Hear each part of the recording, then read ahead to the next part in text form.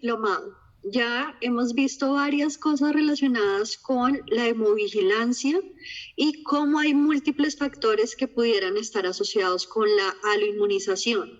Y teniendo en cuenta que hemos identificado que dentro de los factores más relevantes se encuentra la disparidad existente en los sistemas de grupo sanguíneo entre donante y receptor, el día de hoy vamos a hablar de la importancia de la transfusión fenotipo compatible.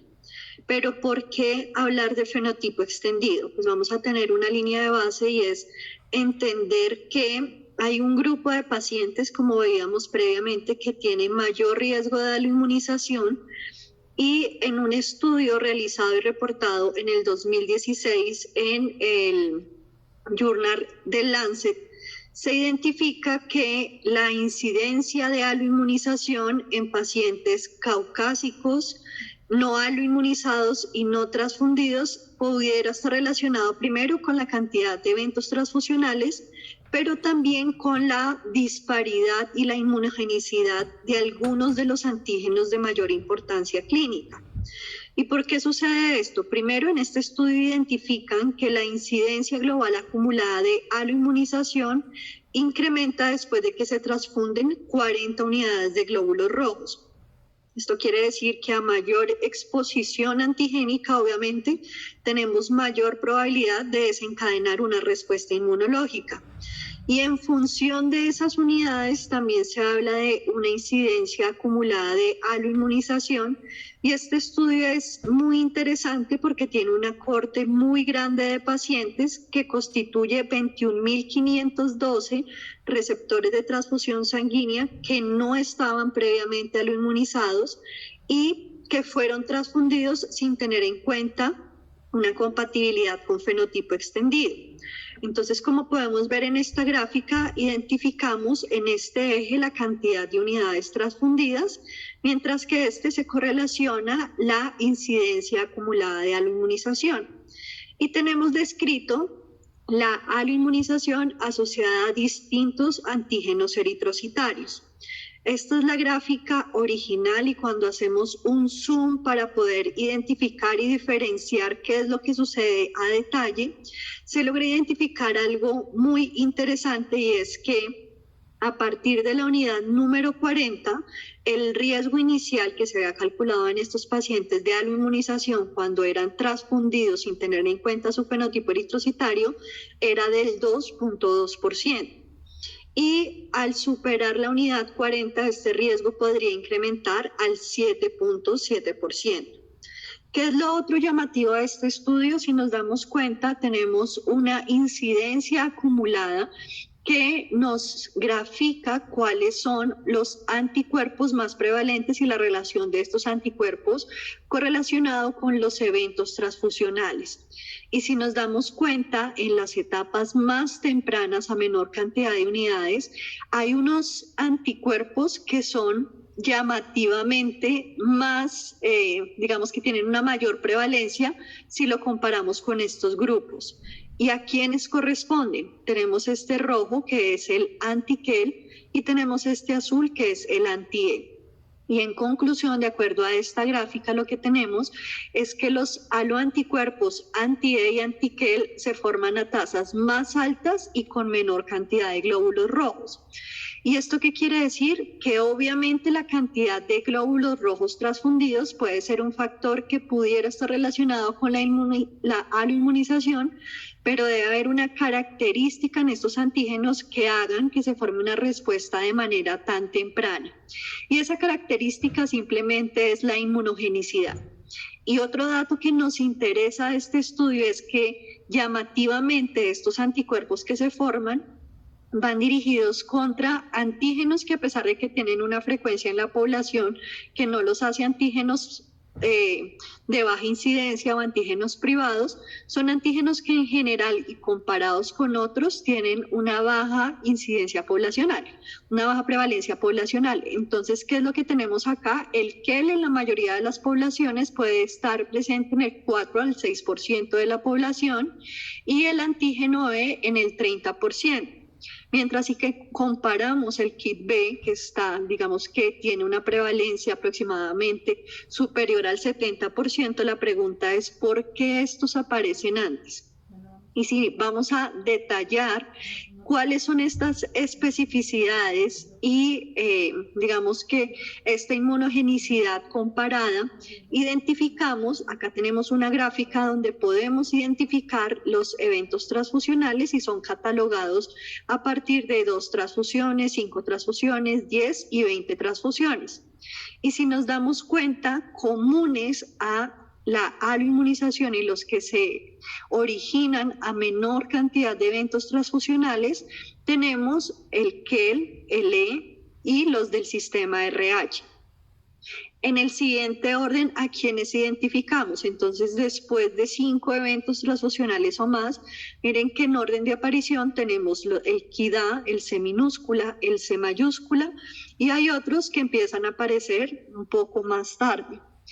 Esta característica de inmunogenicidad y la aparición relacionada con los eventos transfusionales es la que ha permitido identificar que hay algunos antígenos que deberían ser tenidos en cuenta en los protocolos de compatibilización eritrocitaria extendida.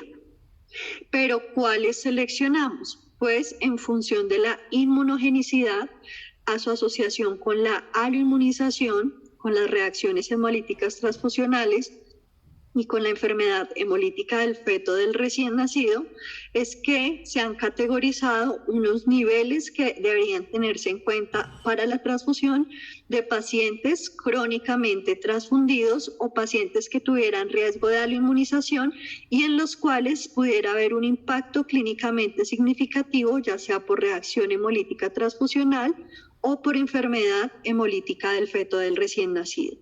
Y obviamente en el primer nivel vamos a encontrar el ABO y el D, porque en este caso ya sabemos que esto es compatibilidad mayor y es lo mínimo que deberíamos garantizar para que una transfusión fuera segura.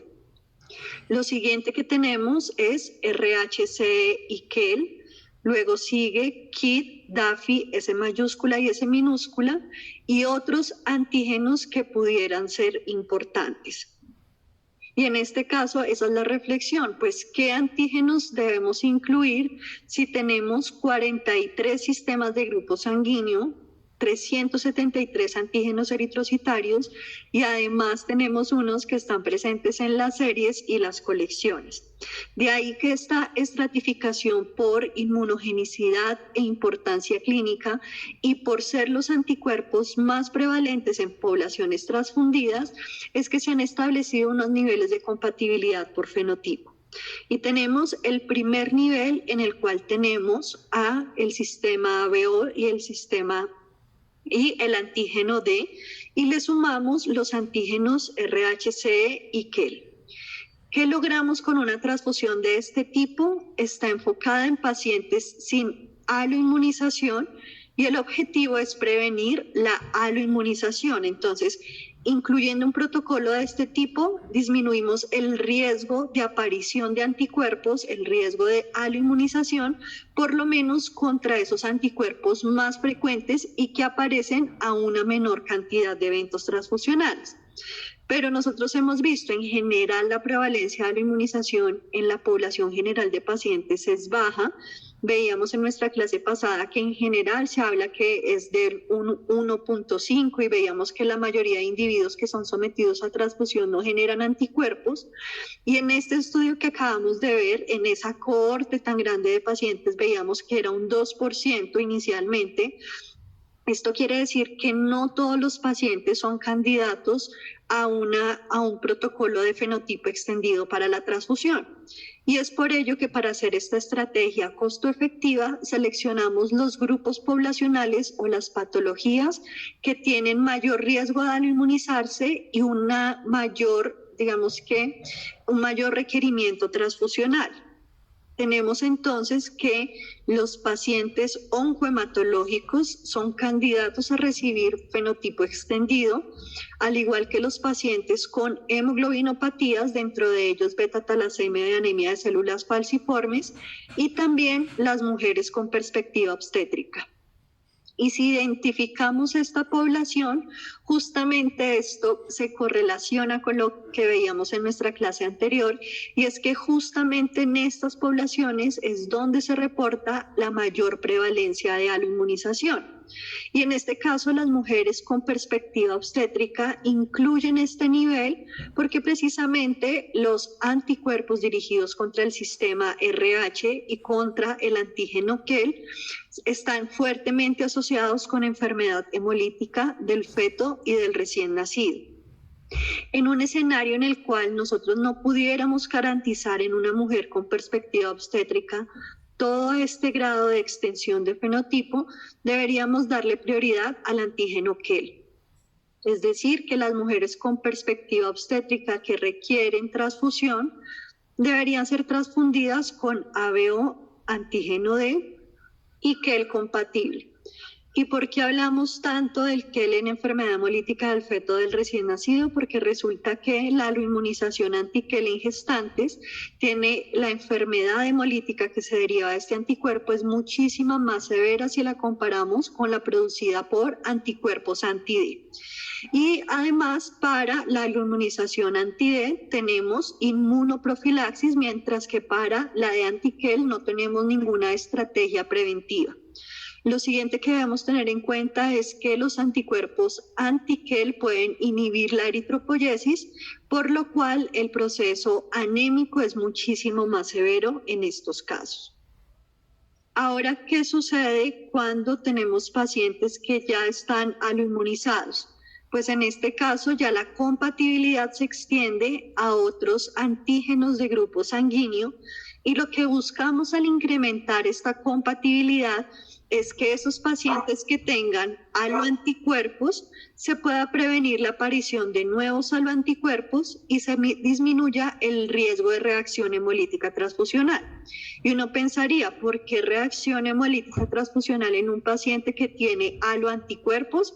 Recuerden que veíamos un concepto clave que es la evanescencia.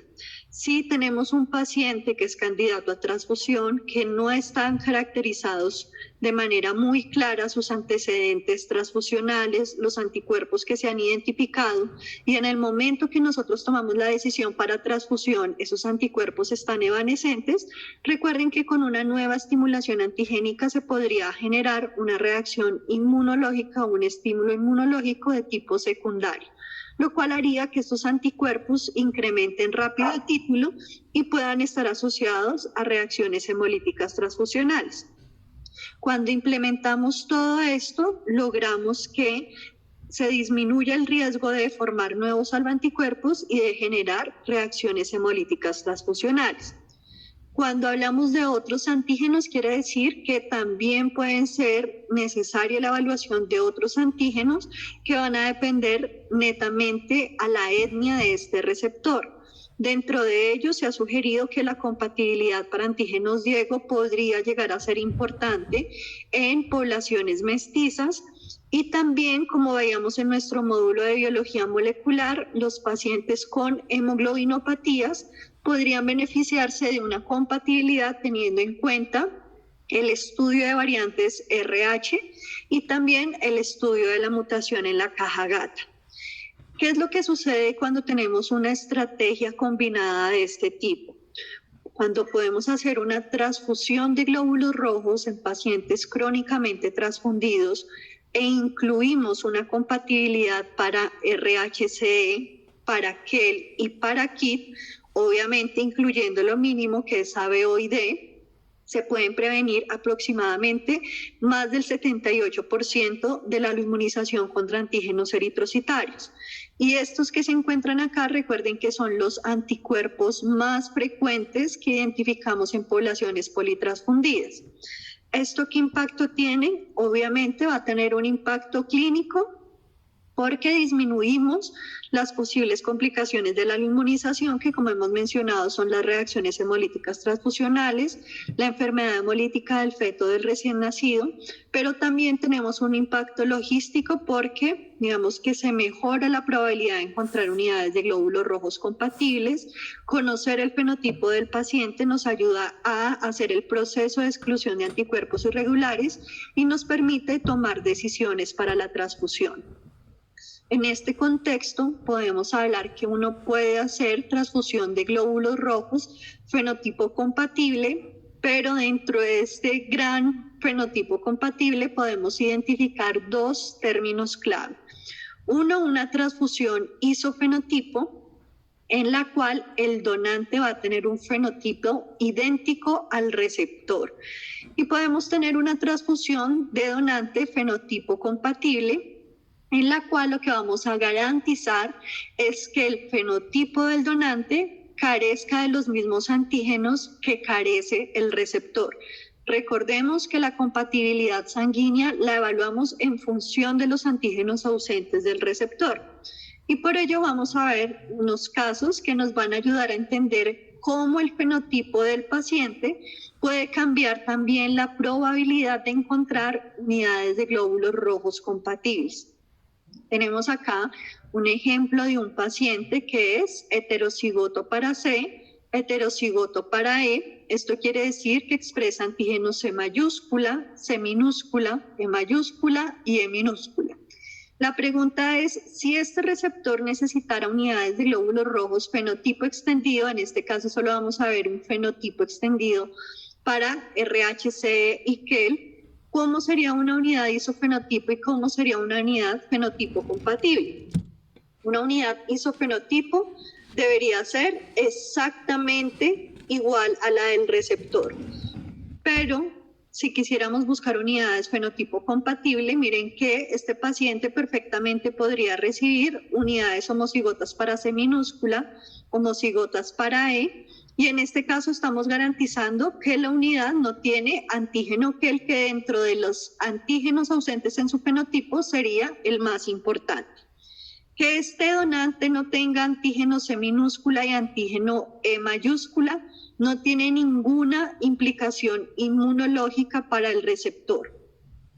Ahora, otra opción de transfusión sería una unidad homocigota para C minúscula, homocigota para heterocigota para E. Y vuelve y juega. Estamos enviando una unidad antígeno gel negativo. En este caso, de nuevo, la ausencia de antígeno C mayúscula no va a tener ninguna implicación en la transfusión de este paciente. Otra de las opciones que tendría sería una opción heterocigoto para C, homocigoto para E minúscula, homocigoto para C minúscula, homocigoto para E y homocigoto para C minúscula, homocigoto para E. Y esto nos permite tener el primer escenario claro. Y es que cuando tenemos pacientes heterocigotos para los antígenos que buscamos compatibilidad, va a ser muchísimo más fácil y más probable encontrar unidades de glóbulos rojos compatibles, porque en estos pacientes podríamos acudir a la transfusión de unidades de glóbulos rojos isofenotipo y fenotipo compatible. Ahora tenemos un caso en el cual tenemos un receptor heterocigoto para C, homocigoto para E minúscula. Si fuera a recibir unidades de glóbulos rojos isofenotipo, tendría que recibir unas unidades de glóbulos rojos de las mismas características. Pero si amplío la compatibilidad a fenotipo compatible, sería útil una unidad homocigota para C mayúscula, homocigota para E, al igual que una unidad homocigota para C minúscula y homocigota para E. Y aunque en este paciente tenemos la opción de transfundir unidades isofenotipo y fenotipo compatible, nos damos cuenta que disminuyó la cantidad de unidades que podrían ser candidatos de transfusión. Y esto relacionado con que este paciente, si lo comparamos con el receptor anterior, no tiene antígeno E mayúscula. Por lo cual, de los candidatos o de las unidades candidatas a transfusión, ahora vamos a tener en cuenta que las unidades no van a poder expresar antígeno E mayúscula y no van a poder expresar antígeno Q. ¿Y ahora qué sucede cuando tenemos fenotipos eritrocitarios de modo homocigoto? Pues ahí la situación se nos complica un poco, porque en este caso tenemos un paciente homocigoto para C minúscula, un paciente homocigoto para E, y un donante isofenotipo puede ser igual a él, y un donante fenotipo compatible no tendríamos alternativa. De ahí que cuando implementamos protocolos de transfusión de fenotipo extendido, no solamente es importante conocer el fenotipo del receptor, sino también es importante tener un stock o una base de datos de donantes fenotipados que puedan ayudarnos a suplir el requerimiento transfusional de estos pacientes. En este sentido, es muy importante las estrategias de tipificación de donantes y en este caso, pues cada institución implementa las medidas que permita tener o garantizar un inventario de glóbulos rojos de donantes fenotipados. Y estas, dentro de las principales estrategias, está tipificar a los donantes habituales y con ello garantizamos que esa inversión que hacemos en la tipificación del fenotipo extendido pueda verse reflejado en las siguientes donaciones que haga este donante en nuestro banco de sangre. Espero esta clase nos haya permitido tener una visión de cuáles son los pacientes candidatos a la transfusión de unidades de glóbulos rojos fenotipados y cómo distintos conceptos claves les pueden dar unas ideas a ustedes para que puedan implementar un protocolo de este tipo, un protocolo que sea costo efectivo y que ayude a mitigar la aloinmunización en la población de pacientes que acuden a su servicio de gestión pretransfusional.